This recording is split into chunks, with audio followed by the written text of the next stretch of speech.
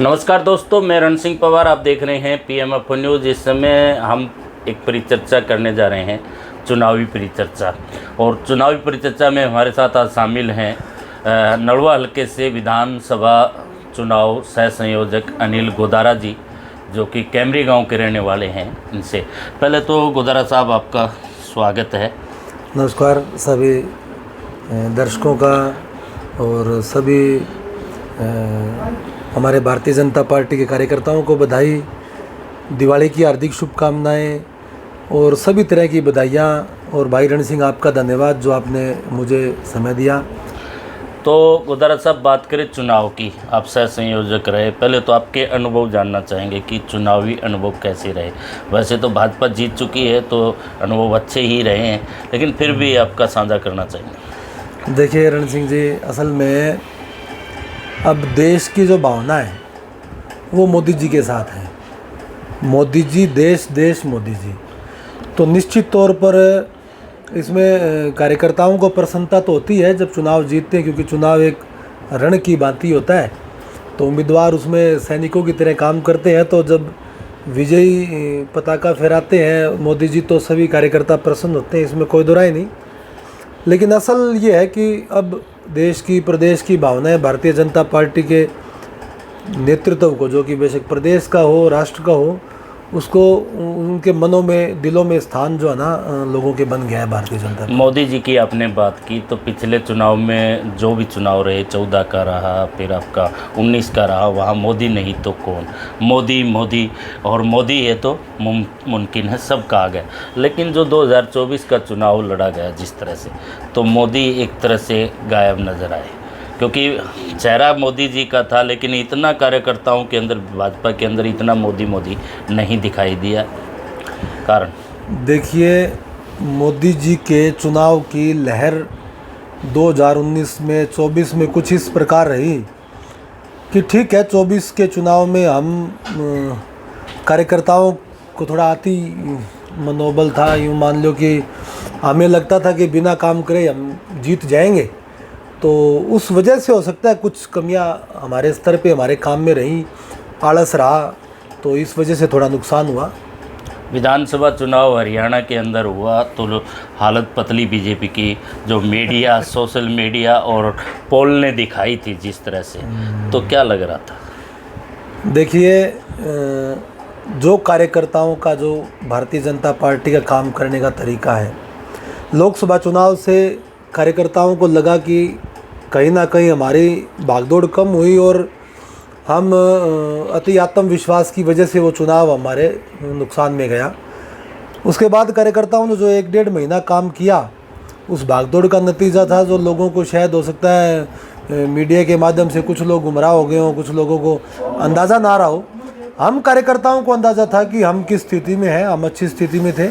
हमारे माननीय मुख्यमंत्री जी ने भी स्पष्ट तौर पर कहा कि जो रिज़ल्ट आएंगे, कांग्रेस पार्टी इन मशीनों को, EVM को ख़राब बताना शुरू करेगी। जैसे कि कहा गया, शिकायतें भी की गई निर्वाचन आयोग में कि मशीनों में जो है बैटरियां 99% मिली। इस तरह कुछ भी हो सकता है, लेकिन हम नहीं कह पाएंगे। लेकिन फ़िलहाल जो पोजीशन है, भाजपा जीत चुकी है, तो कार्यकर्ताओं का मनोबल बढ़ा है, मान सम्मान कैसा मिल रहा है? देखिए, वो नायब सिंह सैनी जी ने पहले कह दिया था कि भारतीय जनता पार्टी का जो राज आ रहा है वो कार्यकर्ताओं का राज है। निश्चित तौर पर उन्होंने खुले मन से कहा है कि कार्यकर्ता चौधरी होंगे, काम कराएंगे जनता के। कार्यकर्ता के नाते जो भी कार्यकर्ता, बेशक वो प्रदेश अध्यक्ष जी से लेकर पन्ना प्रमुख तक का कार्यकर्ता है, वो लोगों के बीच में लोगों की समस्याएं सुनेंगे और अपनी बात रखेंगे और लोगों के काम करवाएंगे। ये सेवा का काम है। तो अब की बार क्या भाजपा ने जो है ठेके पे दिया चुनाव? लगता ऐसा ही था कि भाजपा ने चुनाव के अंदर कोई बाहर से आया पैरासूट से और टिकट दे दी, और आप जैसे कार्यकर्ता थे या और थे, तो वो सिर्फ दरी बिछाने का काम और पन्ना प्रमुख और शक्ति प्रमुख, शक्ति के अंदर प्रमुख बने रहे सिर्फ, लेकिन टिकट किसी को मिली? देखिए, कार्यकर्ता के नाते तो बेशक देश के प्रधानमंत्री हैं नरेंद्र मोदी जी भी, वो भी चुनाव में अपना दायित्व निभाते हैं। और बेशक बूथ का कार्यकर्ता, वो काम हर कार्यकर्ता करता है, आपने देखा होगा भारतीय जनता पार्टी में। और रही बात पैराशूट की, तो देखो राजनीतिक क्षेत्र में जब हम काम कर रहे हैं और कोई हमारे संगठन में आ रहा है, संगठन का विस्तार हो रहा है, तो निश्चित तौर पर उसको उसी कद का मान सम्मान पार्टी को देना पड़ता है और दिया जाता है। और कार्यकर्ताओं के तो देखो सरकार या राज्य या कोई भी दायित्व जो है हर कार्यकर्ता का समान है। या हर कार्यकर्ता को अपने दृष्टि से अपना काम करने का अपनी आज़ादी है। मतलब ये है कि भाजपा किसी भी मौके को चूकती नहीं है कि एक गठड़ी वोटों की आप ले रहे हो भैया, एक गठड़ी हमारे पास पहले से बंदी पड़ी है, तो दोनों मिला करके 2 हो जाएंगे, तो चुनाव में जो जीत का जो ग्राफ है वो बढ़ेगा। और ऐसा ही हर बार होता रहा है। देखिए जहाँ मत की बात है, देखो रण सिंह जी, भारतीय जनता पार्टी को मत मिले क्योंकि आज प्रदेश का हर नागरिक अपने आप को सम्मानित महसूस करता है। देखिए गरीब का पीला राशन कार्ड घर बैठे बना, ऑनलाइन व्यवस्था में किसान की घर बैठे ऑनलाइन फसल रजिस्ट्रेशन, मंडियों में खरीद की सुंदर व्यवस्था, 24 की 24 फसलों पर MSP, किसान के खेत में सौर ऊर्जा, जो कि एक सौर ऊर्जा की कीमत 2-2, 3-3, 4-4, 5-5 लाख तक की है, और वो बिल्कुल थोड़े से पैसे में किसान के खेत में घर बैठे लगना, किसी की सिफारिश की ज़रूरत नहीं। सबसे बड़ी बात व्यवस्था परिवर्तन, नौकरियां घर बैठे मिलना। जो बच्चा व्यवहारिक तौर पर अगर आप देखें जिसका जो हक है, हकदार को उसका हक मिल रहा है, काबिल ही नौकरी पे लग रहा है, तो ये व्यवस्था परिवर्तन मत का कारण है। लोगों में भावना होगी कि यही रामराज है, इसलिए मत मिल रहे हैं। इसमें कोई ऐसा कोई संदेह नहीं कि किसी भी राजनीतिक शख्स, बेशक अनिल गोदारा हूँ मैं, तो मेरे नाम पे कहीं मत नहीं है। ये संगठन के नाम पे, संगठन की रिवाज के, संगठन की रीति नीति के, संगठन के कामों के मत हैं। तो आपकी बार जो मत हरियाणा के अंदर भाजपा को मिला, इसके पीछे एक मूल मंत्र बताइए कि क्या कारण है। देखिए इसका मूल मंत्र है बिल्कुल साफ सुथरी भावना से मनोहर लाल जी के प्रदेश में किए हुए काम, जिसमें ना कोई क्षेत्रवाद था, ना कोई परिवारवाद था, ना उसमें कोई यूं कि किसी के सिफारिश से या खर्ची पर्ची से कोई काम हो गया हो। यह निष्पक्ष मनोहर लाल जी के काम थे। नायब सिंह सैनी जी का भविष्य का चेहरा, एक उम्मीद, जनता की उम्मीद कि ये हंसमुख एक अच्छा चेहरा हमारे प्रदेश की उम्मीद है कि हम सबसे मिलेगा जुलेगा, मिलजुल के सबके काम करेगा।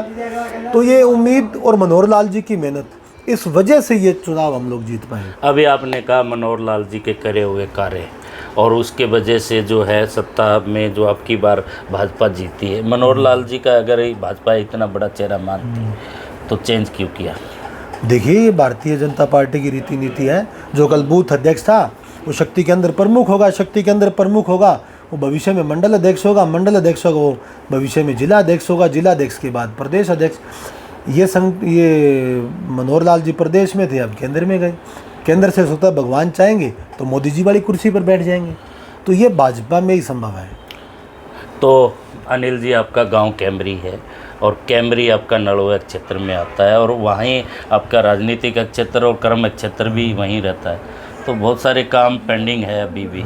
आपके महाग्राम योजना के आपने जो गीत गाए आपके माननीय विधायक ने, तो क्या लगता है महाग्राम बन पाएगा? जो कि अभी आपका शिक्षा की बात करें तो बहुत बड़े बड़े दावे शिक्षा के किए जाते हैं। स्कूल टूटा पड़ा है, स्कूल बन नहीं पा रहा है, करोड़ों रुपया उसका बजट की घोषणा भी हो रही है, अभी तक एक ईंट लगी नहीं है, नहीं 2 साल से। देखिए स्कूल की दूसरा मैं एक साथ के साथ दूसरा भी आपको बता देता हूँ, पानी की व्यवस्था। पानी के पीने के लिए आपने वाटर वर्क्स नया बनवाया, लेकिन उससे भी कोई अभी तक समाधान नहीं हुआ। तीसरा काम आपका एक ड्रेन सिस्टम जो अंडर पार बनाया गया था पातन टोकस का, उसका पानी निकासी नहीं होने की वजह से किसान जो है हर रोज़ तैरने की प्रयास करते हैं कि तैर करके पार किया जाए, खेत में जाया जाए। बहुत सारे योजनाएं हैं जो सिर्फ अभी तक बोली गई है लेकिन कामयाब नहीं हुई। बिल्कुल आपने ठीक कहा। स्कूल का केवल घोषणा नहीं, उसका पैसा मंजूर हुए काफ़ी दिन हो गए, काम नहीं शुरू हुआ था। पहले लोकसभा चुनाव आए, फिर विधानसभा चुनाव आए। अब इस बात की हम पैरवी करेंगे निश्चित तौर पर, स्कूल की नया एक भव्य बिल्डिंग बनेगी। दूसरा जो महाग्राम योजना की बात है, तो जब सरकार ने कह दिया और मुख्यमंत्री जी ने घोषणा कर दी तो ज़मीन पर जल्दी आपको उतरती हुई नज़र आएगी। तीसरा, पीने के पानी की बात करें तो पिछली सरकार के समय काल में ढाणियों में बूस्टिंग स्टेशन बना। अगर आप कैमरी गंगवा रोड पे बात करेंगे, नया वाटर वर्क्स भी बना। पुराने वाटर वर्क्स की जो स्थिति ख़राब है, हम इसमें इस बार तो चलो हमारे माननीय रणबीर गंगवा जी खुद ही पब्लिक हेल्थ के मंत्री जी हैं, तो हम इसको करवा लेंगे। आपको नज़र आएगा साल 2-1 साल में। अभी आपने कल घोषणा पड़ी है तो कैमरी के इलाके से ही बाईपास होकर निकलेगा, बड़ी सड़क जो है आप उसको ईस्टर्न बाईपास कहेंगे, रिंग रोड का कंप्लीटेशन उधर से होना है, तो वो आपको होता हुआ नज़र आएगा। आपको 2 साल में, क्योंकि पिछली 5 साल में काफ़ी दिक्कतें रही, 2 साल तो कोविड ने परेशान किया, उसके बाद 2 साल लगभग वो किसान आंदोलन के कारण भी रुकावटें आई। तो इस बार देखना 5 साल में आप नक्शा बदल देंगे, नड़वा विधानसभा का भी, कैमरी गांव का भी और हिसार शहर का भी।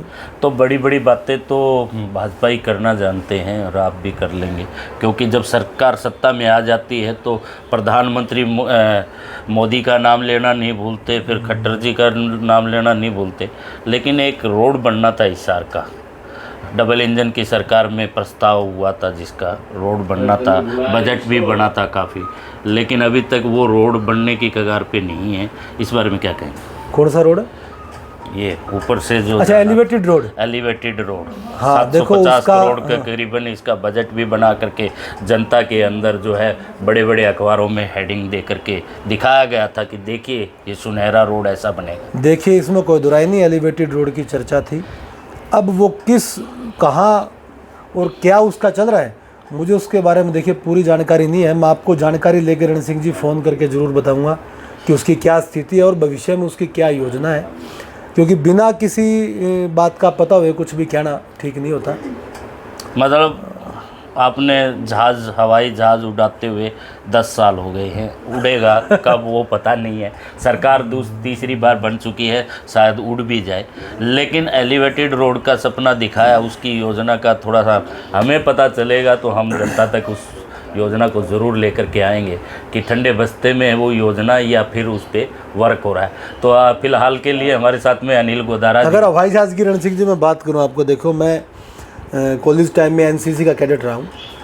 एनसीसी के नाते हम एयरपोर्ट पर जाते थे, क्योंकि एनसीसी एयरविंग का कैडेट था मैं।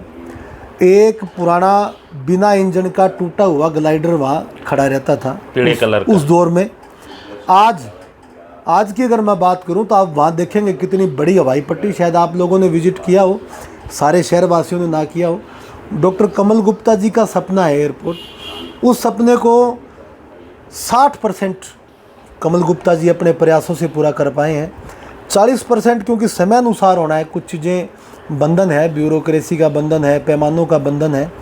निश्चित तौर पर आप इस सरकार में उसको हवाई जहाज भी उड़ते देखेंगे, और जो सपना है कार्गो का या एक बड़ा औद्योगिक क्षेत्र स्थापित करने का, हम गुड़गांव से अच्छा हिसार को बनाएंगे, ऐसा सपना कमल गुप्ता जी का है, और उस सपने को कमल गुप्ता जी पूरा करके मानेंगे, इसमें मेरे को उन पर विश्वास है। क्योंकि मैं चाहता हूं कि जल्द से जल्द ये परियोजना आपकी लागू हो और हवाई जहाज जो है उड़ना शुरू हो। आज मैं आ रहा था शहर के अंदर, मोदी जी का उड़ा, शहर के अंदर आया तो मिनी सेक्रेटरीट के आगे एक बोर्ड लगा हुआ रोड पे नज़र आया, महाराजा अग्रसेन एयरपोर्ट, यहाँ से तीर दिखाते हुए 8 किलोमीटर दूर है। तो वो सपना भी पूरा हो पाएगा। फिलहाल लेंगे विराम, और ये हमारे साथ में अनिल गोदारा जी, सह संयोजक नलवा हल्का चुनाव में रहे हैं और भाजपा के कर्मठ कार्यकर्ता हैं, तो इसमें कोई दो राय नहीं है। तो इनसे परिचर्चाएँ तमाम की, आपका क्या कहना है कमेंट बॉक्स में ज़रूर लिखें। बने रहिए PM न्यूज़ से, मैं रण सिंह पवार। धन्यवाद। धन्यवाद रण सिंह।